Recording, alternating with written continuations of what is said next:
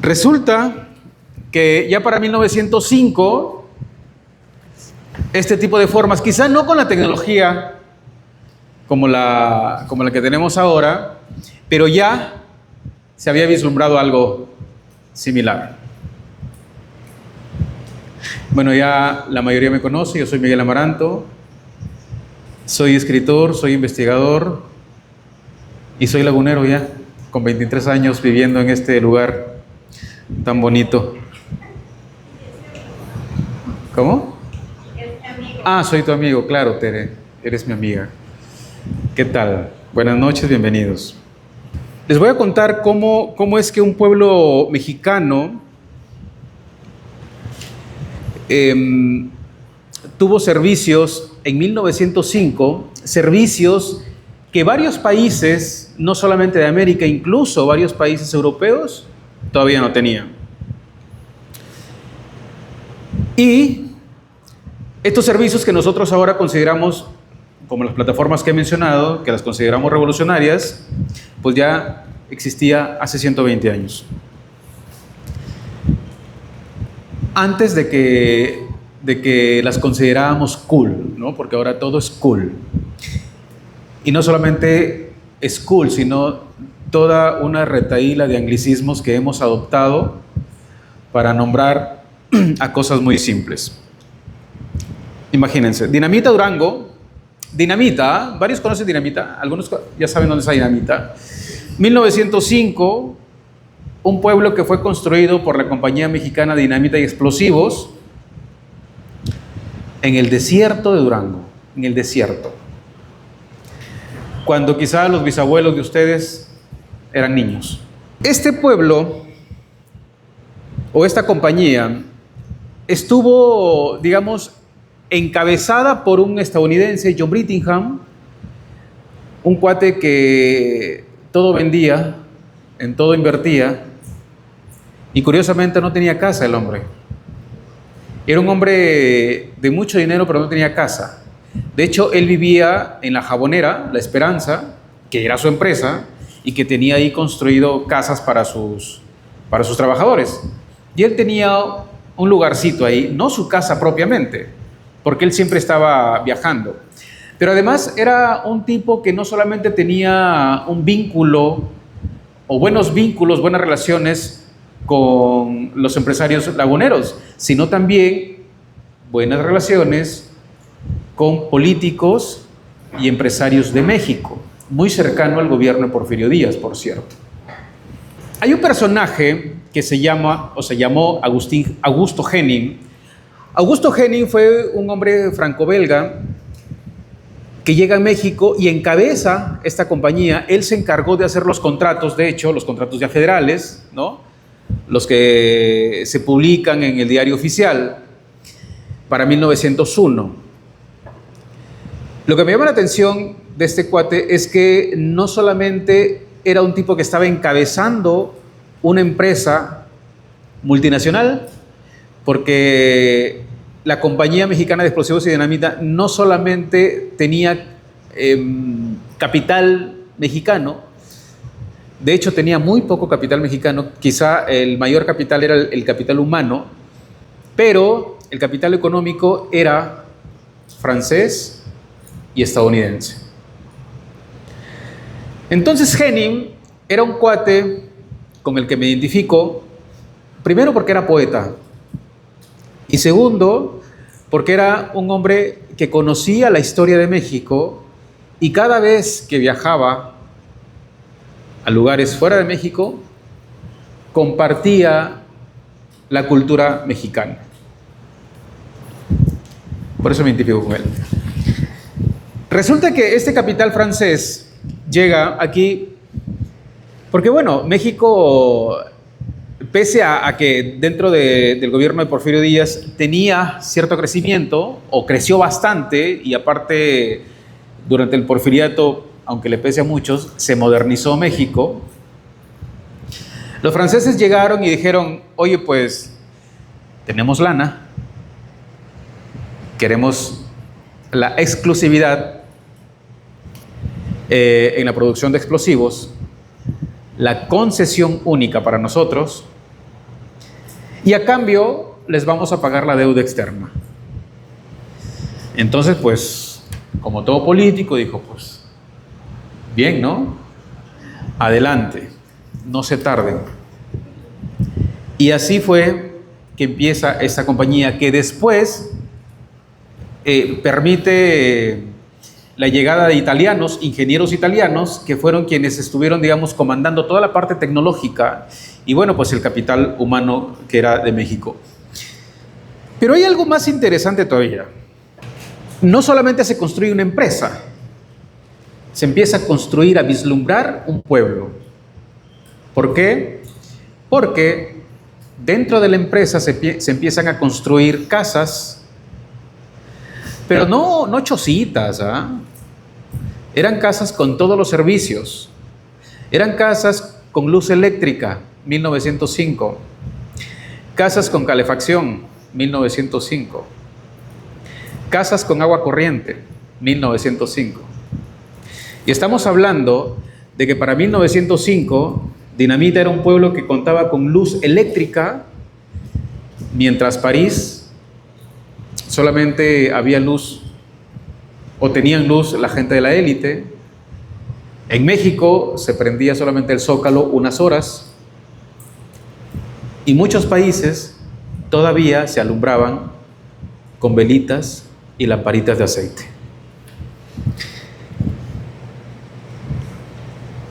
Entonces estamos hablando pues de que ciudades grandes como París tenía algunos barrios o muchos barrios enteros sin luz.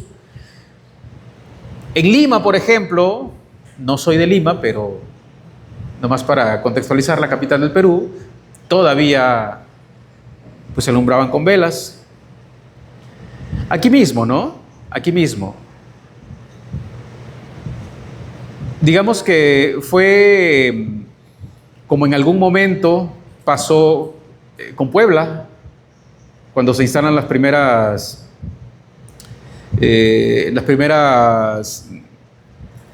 ¿cómo se dice esto? Las plantas eléctricas, ¿no? Hay una leyenda por ahí de que en Puebla tuvieron luz gracias a que un empresario enamorado dijo: quiero hacer una fiesta para mi chica. Y ustedes saben que cuando la gente se enamora, hace cosas que no, ¿verdad?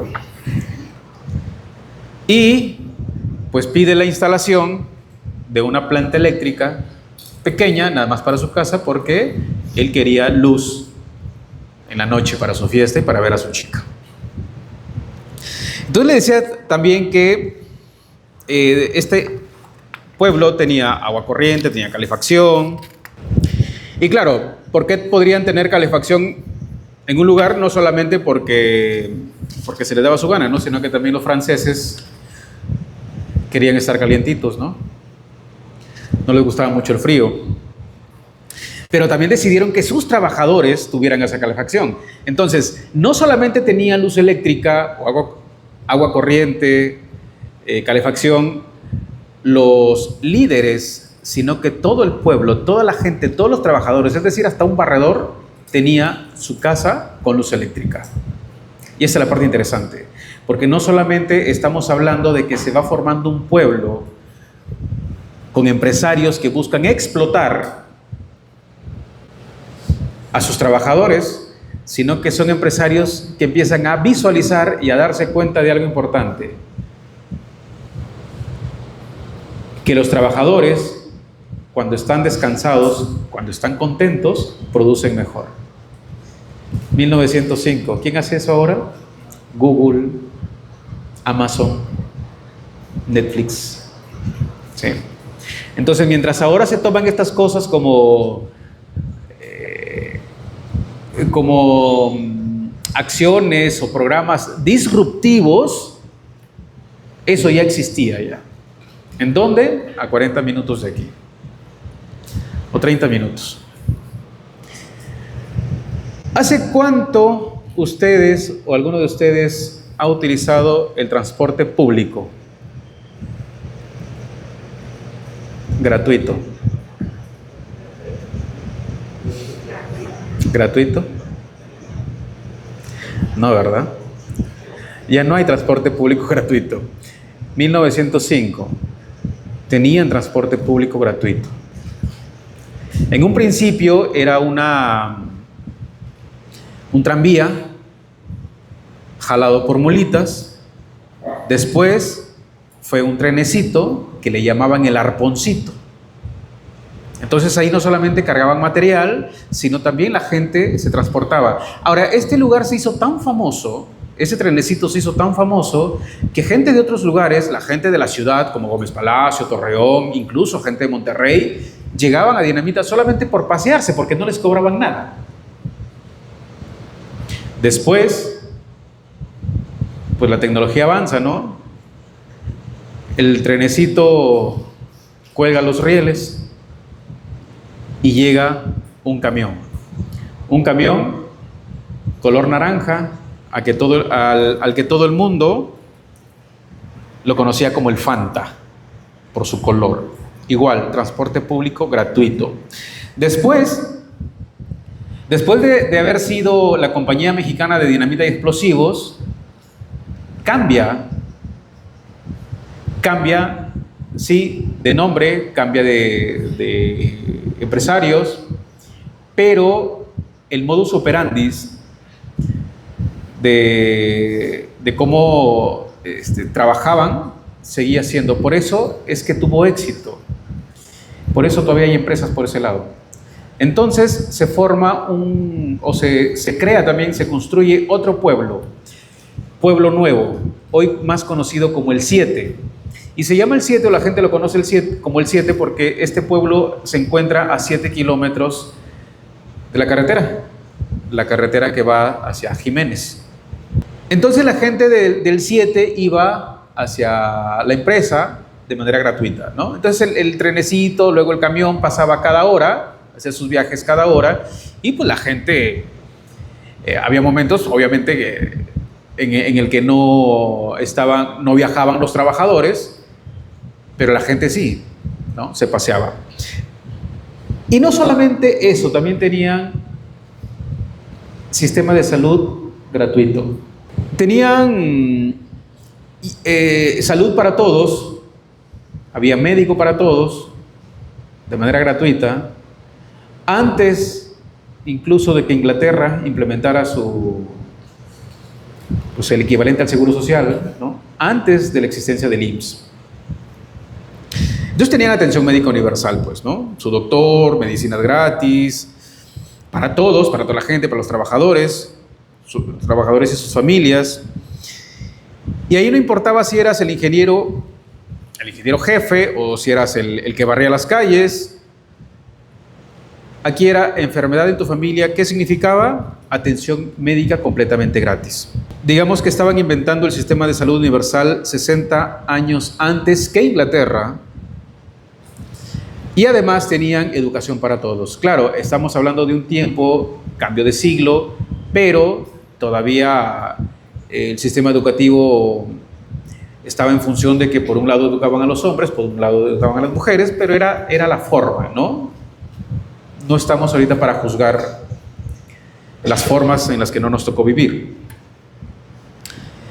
Pero además, los trabajadores tenían una preparación continua y lo que ahora creo le llaman lifelong learning, algo así, ¿no? Los gurús de los recursos humanos, y con ese afán de todo decirlo en inglés. Ahora, aquí les va. ¿Por qué les preguntaba yo acerca del Netflix, del Amazon, del Uber? Porque tenían ellos un entretenimiento incluido.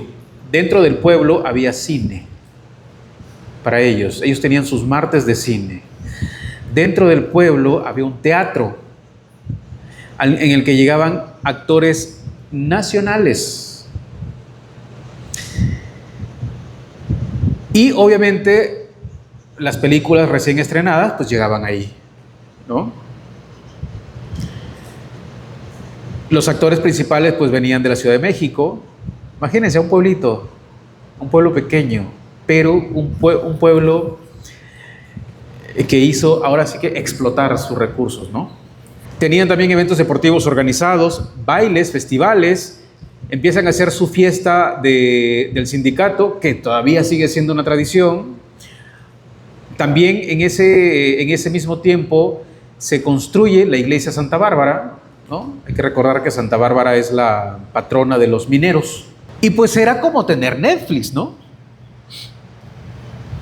Era como tener cualquier otra plataforma, nada más que en este caso ellos ponían las películas o los actores estaban enfrente de ellos, ¿no? Todo esto estaba incluido como parte de sus beneficios como trabajadores. Y pues en 1905 la gente estaba viviendo lo que ahora vivimos en el 2025. Aquí viene otra parte que me dejó sorprendido cuando encuentro yo algunos documentos. Estos visionarios no solo dieron servicios avanzados, inventaron una forma completamente nueva de organizar una empresa. Y cuando digo nueva, me refiero a ideas que las compañías más exitosas del mundo están adoptando apenas ahora. Lo mismo que les dije hace rato. Cuando en el resto de México se trabajaba de sol a sol, cuando en Europa la jornada normal era 12 horas diarias, los trabajadores de dinamita trabajaban 8 horas. Ni más ni menos. ¿Y por qué? Bueno, pues porque estos franceses, estos empresarios y estadounidenses como Brittingham habían descubierto algo que para ese momento pudo haber sido revolucionario, que los trabajadores descansados son más productivos que los trabajadores exhaustos. Una idea tan loca que al mundo le tomó un siglo entenderlo.